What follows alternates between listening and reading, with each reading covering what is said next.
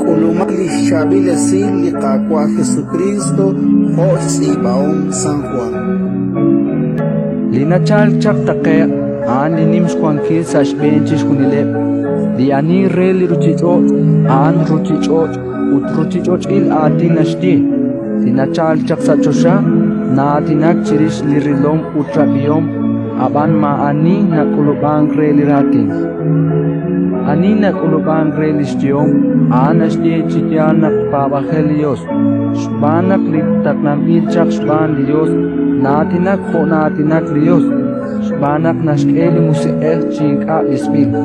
Di chukabek nashalik aholbek, uchishkunit kish ashtesi saru. Anina pabang relik aholbek, wang stuam chikunelik, outlink ana pabang relik aholbek, inka taril rulit juam. Achiklis Jose Dios tenepambil sashben. Ratin likakwa.